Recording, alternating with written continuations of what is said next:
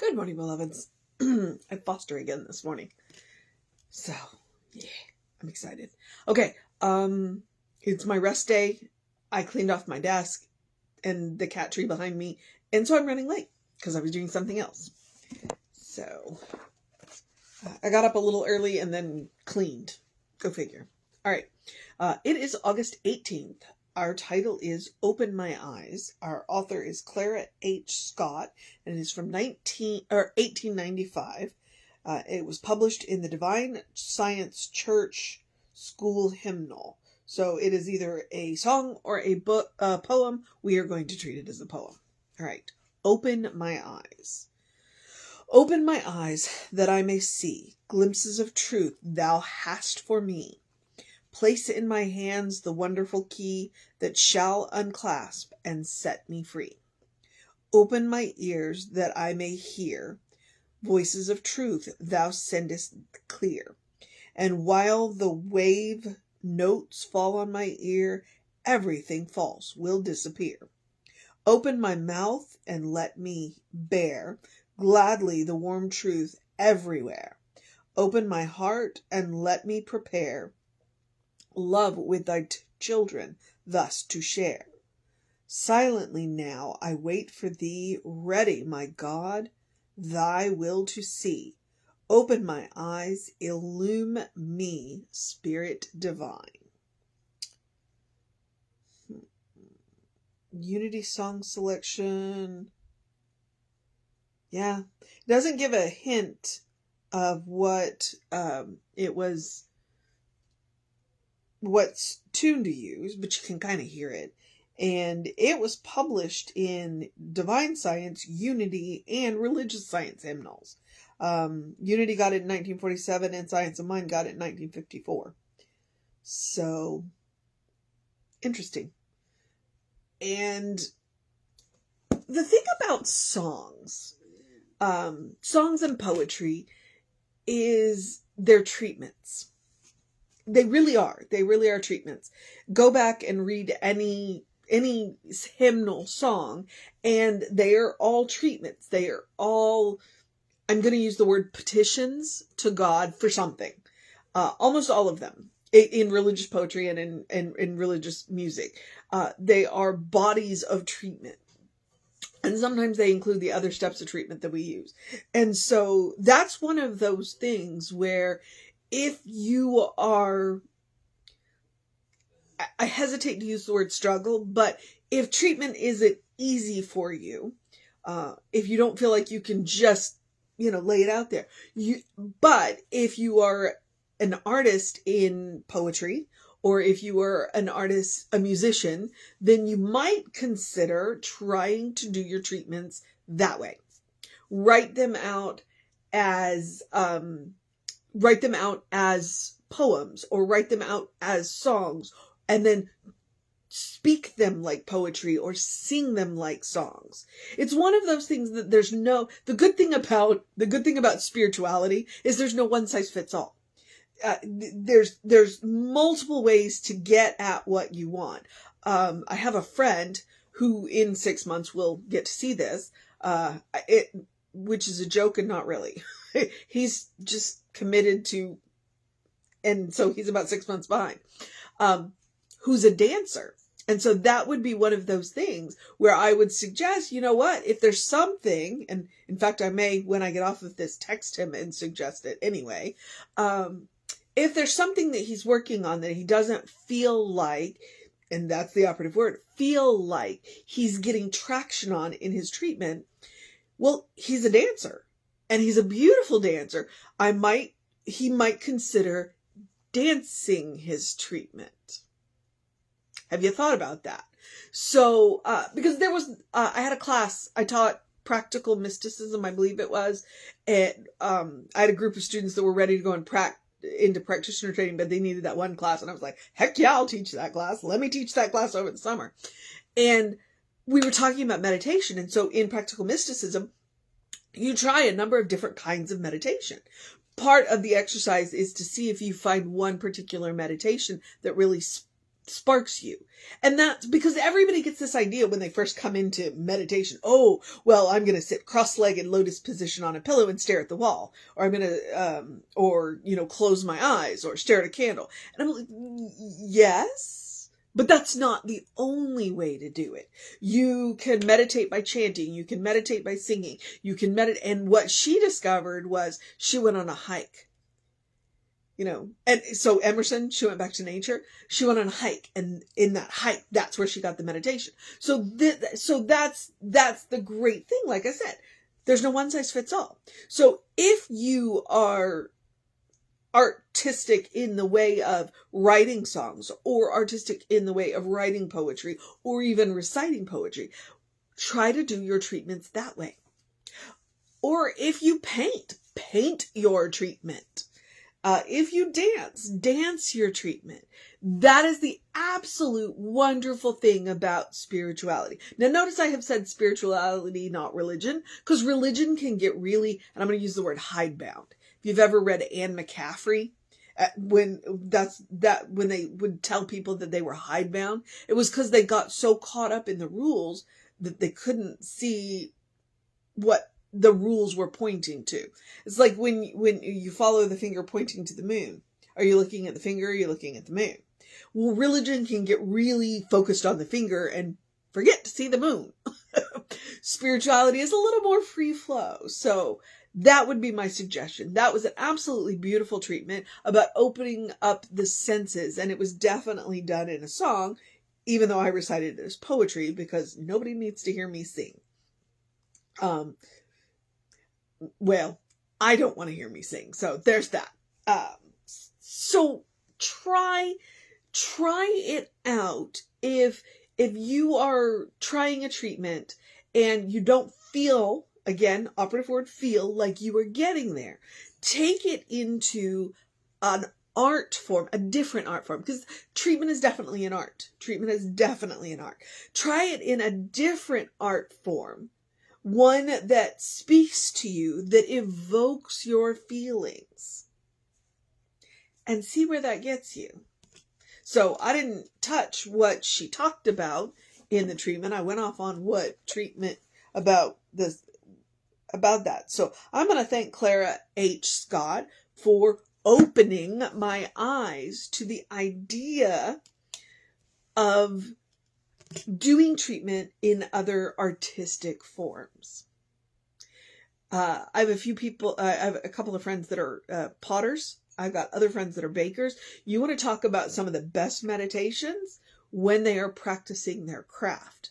Is the best meditations and probably some of the best treatments that they can ever do, because they're in the feeling. They're in the feeling. So try it. Try it. The mission today, should we choose to accept it, is to try our treatment in a different art form, especially an art form that speaks to us. So that's the mission. And I think that's a fantastic mission. Now I'm going to go ahead and remind you, today is my day of rest. So, all of the suggestions, practice love. It's the spiritual practice of self-care, and it is to practice to do something loving for yourself, do something kind for yourself, do something compassionate for yourself every day. The built-in rest day is that. Okay, I build a rest day into my exercise routine. One day where I sleep in a little bit, I don't work the body, because you got to give the body a chance to rest. Like if you're weightlifting, you do it like 3 days a week. Okay, so I weightlift 1 day a week. The rest of the days right now, because it's so bloody hot, I've been biking. Are you making a cameo? So the built-in day of rest is, this is the one day I'm not going to exercise. I'm going to move my body. I'm going to engage my mind and my body, but I'm not going to exercise. And what that does is, so this is the day dedicated. This is the day I have off from exercise. But by scheduling my exercise 6 days a week, I can take one of those days where if I wake up not feeling so great, or I had a late night the night before, so I've already got that built-in day off. But I can also take another one. It's like if I wake up one morning, and sometimes that's the most loving, kind, and compassionate thing you can do for yourself. to take that additional rest day. Oh, it's also loving, kind, and compassionate to pet the cat, who is being really cute right now, and I just need to stop getting distracted. So, but love, kindness, and compassion. Practice on yourself. Practice on yourself because you deserve your own love, your own kindness, and your own compassion. All right? That is the main reason I suggest this. The rest of the reasons are, again, you are your own best test subject, and I'm encouraging you to create a habit. Okay? The idea is to create a well-worn path to the source of your own being, to the infinite source of love, kindness, and compassion. So, on days that you need a little extra, you can walk that path blindfolded. And on days that you meet people that need a little extra, you've got plenty to share because you are plugged into the infinite source. Now, what are the usual suggestions? Take a deep breath before you speak. I cannot think of anything that is more loving, kind, and compassionate than to take that deep breath before you speak and think about what it is that's about to come out of your mouth, especially when you're speaking to yourself. Take a walk, take a nap, take a break, say yes to something that pushes you a little out of your comfort zone, say no to something that is just really draining. We talk about the divine yes all the time. I don't think we spend enough time talking about the divine no. So there are times that we need to say no for our benefit and for the benefit of the person who is asking us. Because if you're going to do it resentfully, it doesn't help either one of you. So there is a divine no. All right. The universe may always say yes, but we have the right to say no. Okay. So that's it. And I also want to remind you, I use the phrase eat dessert first. Okay. I love chocolate. I love dessert. I'm a big believer in dessert. When I say eat dessert first, what I am saying is don't save the good stuff. Okay? Your life is a special occasion. Treat it as such. Eat dessert first occasionally. Then eat a healthy dinner after it, or breakfast or lunch. I mean, why can't we have dessert after breakfast occasionally? Right? Who knew? I'm an adult. You're an adult. They can't stop us from buying birthday cakes when it's not our birthday. Okay, so don't save the good stuff. Use the good dishes and china and glassware and I think I just used the same words, and silverware more often than once a year. Write in the good notebooks. Burn the good candles. Don't save them for because by the time we find the special occasion for that candle, it will have gotten dusty and not smell as good. So, you can always buy a new candle. Burn the good candle now. Your life is a special occasion. Treat it as such. I also want to remind you, just because it is super important, that joy is a quality of God. Therefore, joy is a quality of you. Therefore, you deserve joy. Okay? No matter what is going on in the world, no matter what is going on in your life, you deserve joy. Please make room for that. That's part of that whole love, kindness, and compassionate thing that you are practicing on yourself. Make room for joy. Don't save the good stuff. Make room for joy. All right? Gonna jump forward into the rest of the suggestions. As I said, today is my day of rest. Make sure that you have at least a day of rest in your, but otherwise, do something to engage your mind and your body. Like I said, I got up and cleaned off the cat tower behind my desk. I've been using it as unsanctioned storage. And the cats are like, would you stop? So I did. I'm going to clean it. And now I just have to clean the rest of the area around it. Love, kindness, and compassion. Practicing it on myself. So do something to engage your mind and your body unless today is your day of rest. Please drink plenty of water.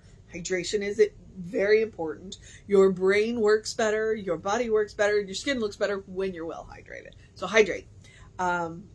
Especially since we're still under that heat advisory. Please take care of yourself. Drink plenty of fluids. Water. And then there was one more. Oh, the one I didn't do this morning, which is the sunlight. I have not been out of the house yet because day of rest. Artificial light works too. What you want is 5 to 10 minutes of bright light on your face and your forearms. Sunlight between 7 and 9 is really good for that because it'll help you make vitamin D too. So, science. But what I'm talking about is it's called a circadian rhythm. It is a natural hormone balance that will assist you in having more energy during the day and sleeping better at night. So get that early in your day bright light.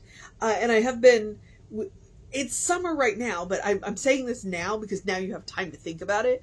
If the artificial light in your house is not helping and you get up before the sun, you can Google seasonal effect disorder lamps. They work. So, and you have time to do it before winter because the days are getting shorter. I know it's bloody hot out there, but the days are getting shorter. So there's coming a time you may need the lamp. So please, take advantage of it. Take advantage of it if you need it. And you'd be surprised how well it works. Okay. All right. So, now I'm at the, my Ernest Holmes quote. Open the windows of your soul. Allow the breath of heaven to remind you do live in heaven right here, right now. It's all around us all the time. Okay? Because heaven is a state of mind. It is a state of consciousness. Once we recognize that, then heaven ceases to be a place we have to get to and can become any place we are. Right? We want to create a world that works for everybody. The way we do that is working on ourselves. We go within, we learn to create that heavenly state of mind, that heavenly state of consciousness for ourselves. We move through the world differently. We become an island of peace. We become a safe place where people can come and get their stuff together. Yeah, I thought about saying the other word, but I'm trying to be good. Where they can, and we have healthy boundaries. It doesn't mean we're going to put up with bad behavior, but we are a soft place for people to come and say, hey, you know what? I just need a break from the storm. Okay. You know what? You can rest on my island in peace until you can get your stuff together. And then you can calm your storm. I can't calm your storm for you. All I can do is give you a break. Give you a place to get your stuff together where you can calm your own storm. All right. That's the goal. That's what Ernest Holmes is talking about when he says, open the windows of your soul, right? And meditation is a great way to do it. And treatment is a great way to do it. And art of any kind is a great way to do it. I'm a big believer in music. Love music. What sets your soul on fire? That's how you open the windows of your soul. That's how you see heaven. So try it. And you can always take Emma Curtis Hopkins' advice, look for the good and praise it. Honestly, gratitude will get you everywhere, including heaven. Okay? Be grateful. Be grateful. Count your blessings. There's a reason why it's an axiom. Count your blessings. It works. Okay. We are social media bit. We are Creative Life Spiritual Center, Creative Life Spark on the social medias we are on. I am the Running River Ryan on the social medias that I am on. Please feel free to, go and like and subscribe and share and do all that stuff. We just had an amazing soul session. I thoroughly, if you're on Facebook, scroll back a couple of videos. If you're on the Creative Life Spiritual Center page, and if you're not, then go to the Creative Life Spiritual Center YouTube channel and look for the playlist that says Soul Sessions. It'll be on the top because he was our latest one. Reverend Dr. Raymond Anderson is phenomenal. You'll love him. You'll love him as much as I did. So, all right. And if you want to know what's going on with the center, email info@creativelife.org. That will get you on the constant contact. And the cool thing is there is a hot link, which says click here now, that will take you right to our Creative Life Spiritual Center YouTube page to the Soul Session playlist. So, those hot links are hot. All right. I'm at the part where I get to encourage you to have a great day, a wondrous day, a fantastic day, a magical day, an enchanted day, a wonderful day, an awesome day, an amazing day. A wonderful day, an open your eyes day, an open your heart day, a try a new art form day, a try treatment as an art form day, a kind day, a compassionate day, a love day, a pet the cat day, or any fur baby that you come across day, a conscious day, a consciousness day, a consistent day, a good day. And if that is too much pressure, simply have a day. You are enough, just as you are. You're a beloved child of God. You are a brilliant light, a divine spark. You are spirit in motion. You are God in action. Or as Reverend Jesse likes to call us, a godling. Explore the truth of your being. Explore the truth of your being. Or as I like to say, go back to who God knows you to be.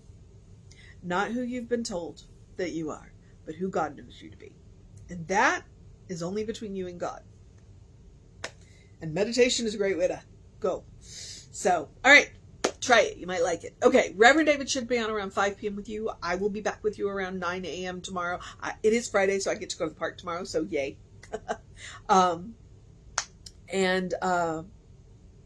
Then, we'll have a day. So take care of yourself. Know that you are loved, and I will see you next time.